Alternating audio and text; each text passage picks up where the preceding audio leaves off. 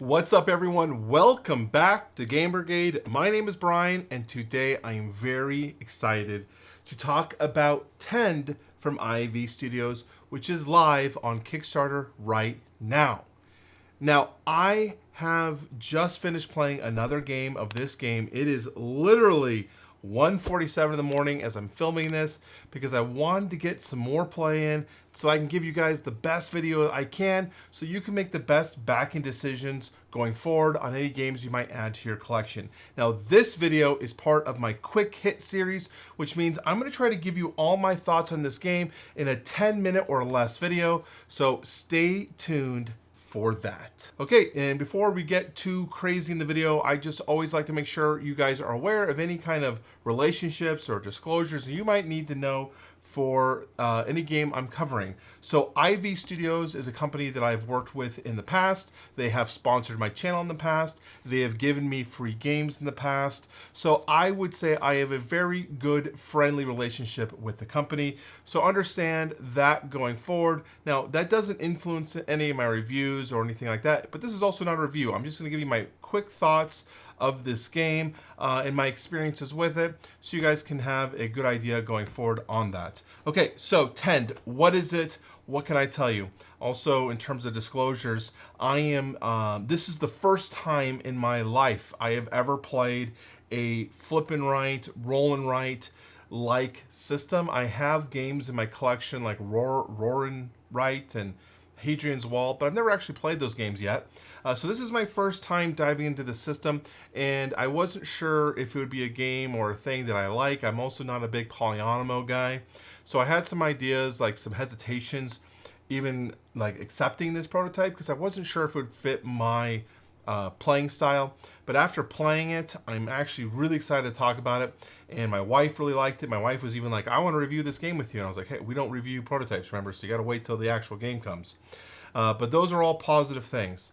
So off the start, what is Tend? As I mentioned, it is a flip and right, as they kind of colloquially call it on the videos, but I would also call it a resource management. You have your cargo kind of Polyonimo game you're kind of playing in your cargo manifest. And in a way, my wife called it a harvest moon on paper. So if that gives you an idea of kind of things you're doing, you're planting plants, you're growing some animals and harvesting their resources, you're mining, you're digging, you're chopping down trees, you're fishing, you're doing all the things that you do on a homestead. And that's kind of what you're doing. You are tending to your homestead. Now, the board has several different regions here to kind of look at. In the middle here is the central board, which is accessible for all players. It includes the season end scoring goals. So you have season 1, 2, and 3. Those are how you're going to score victory points through the mid game. Down here, you have the available actions that you're going to have. I have this not set up as a way of a real game. I just kind of pulled out some cards to show examples of what some of the cards look like. The blue cards on the bottom are starter cards. These mean they'll only have one available action for you to choose from. Here we have tending, mining, and fishing. We can talk about those in more detail. Over here we have season 2, 3, and 1. These cards are kind of an escalation. As you play through the game, as you go through other seasons, you're going to be adding more cards into the available action pool that you can choose from. And these cards have an escalation where they get more like better, not more better, but they get stronger, more powerful effects, and they have the ability to get bonus effects if you meet certain requirements, which is listed in the middle of each of those cards. These are actions that you can do. Now, when you have your turn, you're able to take 2 different actions. And the actions you can choose are from the 5 that are listed on the board. And you have 2 that are faced up here. Those are just going to tell you what's going to come up next round for that season. So you kind of ignore that in the beginning. But you have these 5. Now, in terms of player count, the box says 1 to 6. You could play this infinitely based on the amount of copies of the game, because really all you're doing is you're just looking at the available actions. Everyone is doing it, and they're choosing 2 of the ones that are available, and multiple people can choose the same actions. That's okay. So tending is the aspect of preparing your grounds for growing different types of plant life. So you have over here the tend action. You can plow your rows, you can water your plants, or you can plant plants. And the way you plant plants as well as have animals at some point are going to be represented by these different types of dice, and they have a number on them, and you're just going to place them on a place on your board that has available slots. So you have to have, so if you're going to do a plant, you have to have plowed the grounds first before you can plant in there.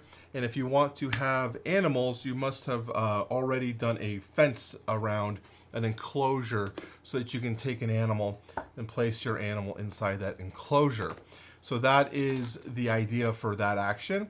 Mining is going to be dealing with this cool board, also chopping wood. They have two different sections here. You have the mines and you have the woods. When you mine, you're going to uncover with a scratcher. It's such a cool mechanic. Kind of messy though. You're going to scratch off a portion of the thing here, and underneath that is going to be a reward. There could be several different types of rewards you can have. There could be another axe here for you to take an additional action, or there could be just a resource for you to collect and whatnot, and there could even be levels up. And that's on both the mining and the wood chopping. And when you collect a resource of any type, you know, the food, the animals, fishing, fish, stone, you will then reference your boards here that have different types of resources that you will mark off. And that is kind of how you're going to build your region and your territory, getting to different types of resource, you know, escalating yourself. So I'm kind of going all over the place here as I'm trying to explain this. But let me give you an example. So let's say I did some mining. I don't have my sheet here, but I uncovered some stone. So if I like iron, I can reference my board here on my player map, and I could turn that into some different types of wall if I want to do an enclosure. I can cross them off if I want to upgrade maybe my pickaxe, so I can do some additional pickaxing. Or I could go over to my cargo manifest, which will be the next thing we talk about here, where I can place them into my cargo hold for additional scoring at the end of the game. Now that's the final part of the game I want to talk about before we get into my thoughts, is you have this projects board and your cargo manifest. Over here is where you are going to get a lot of your end game scoring done, because you're going to be kind of playing an interesting little polyomino game. And as you place different items into your cargo. Now there are specific rules in terms of where placements can go. You cannot place two of the same items adjacent to each other. So I can't have fish and fish next to each other. Got to have some sort of a barrier there. And then based on the item, there's a board that has a reference in terms of what you are turning in to the cargo, what kind of shape you will put onto your cargo manifest. So if I got some cows, I can sell it for 4 coins, or I can put it into my cargo, and it's going to kind of make that Tetris shape right there. So that is the game of collecting the resources, using those resources to either upgrade your items or get different types of gold by selling them to get additional items, or eventually placing them into your cargo hold so that you can get victory points through the season endgame scoring, as well as the total endgame scoring, where you calculate all your points together. So that's a really rough explanation of how the game works, and I don't expect you guys to take this one as a how to play video. I would highly recommend watching Ivy Studios How to Play. They've got a great how to play video, as well as a 2-round walkthrough of how the game works. I'd recommend watching that. But I just want to talk about some of the things that I have here that really kind of were kind of cool points that I thought were interesting to talk about. First off, starting the game, you feel like you're kind of like, I have no clue what I'm doing. Nothing seems to really do anything. In fact, we were almost through the entire season 1, and I was like, man, I don't know how you're going to do any of this, because we're just not getting enough resources.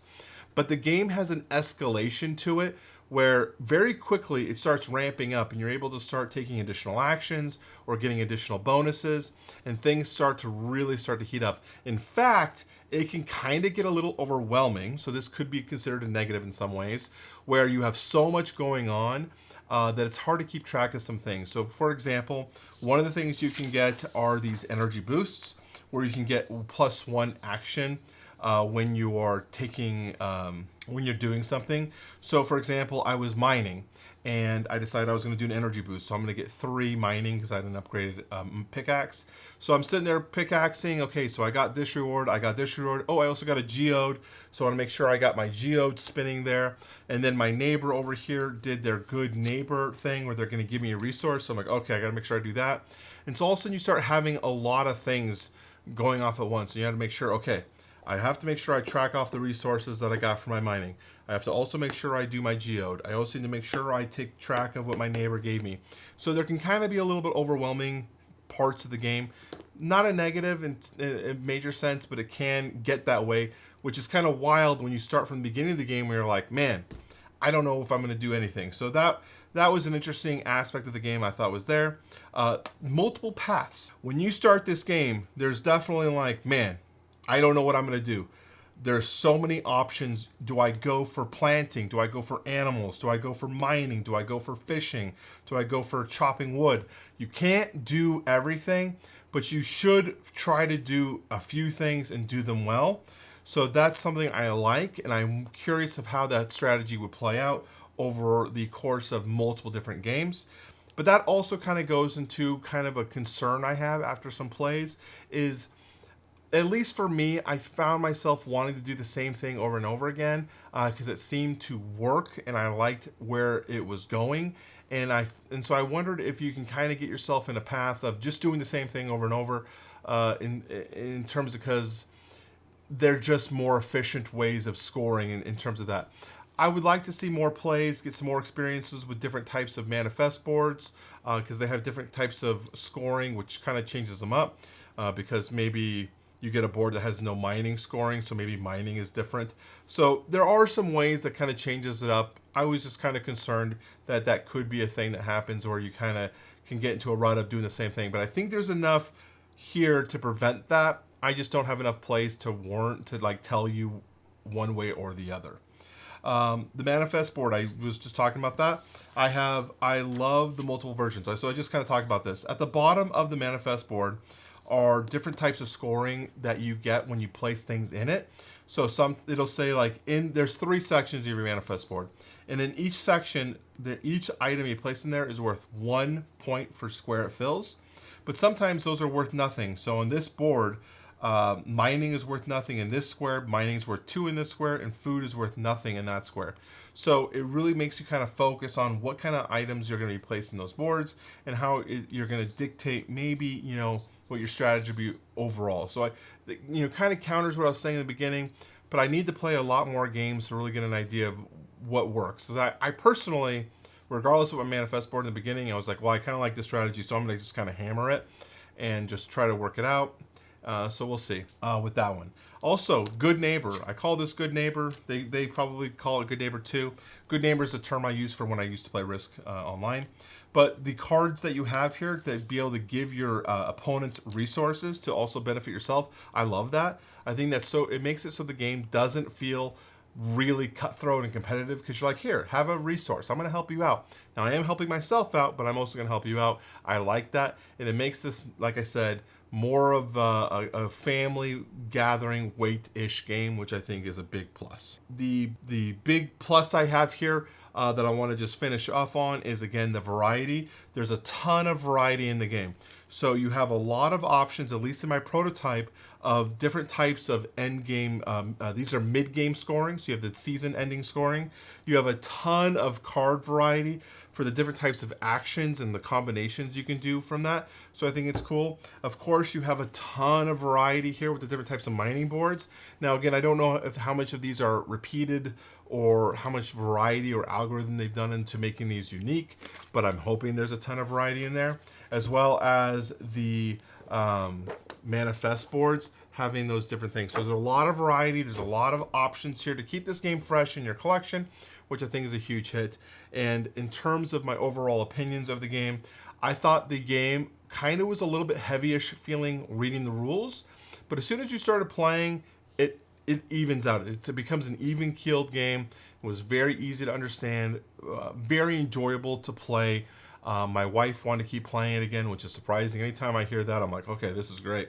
So good on that. And I would probably place this in like a 2.5, maybe a 2.3 weighted scale for myself using the BGG rating metrics. So hopefully that helped you guys with 10. Again, I would highly recommend checking the campaign. I'm excited to get this one in my own collection because I think it's a roll and write, flip and write game that I can get to the table, and I'm excited to share it with the rest of my game group and see what they think as well. So hopefully this video was good for you. Hopefully we stayed with that 10-minute range. I tried my best to kind of keep this short in that 10 minutes. Let me know in the comment section down below if you guys like this format. I think this is our second time doing that one, so let me know what you guys think. Anyways, my name is Brian, and I will talk to you very soon.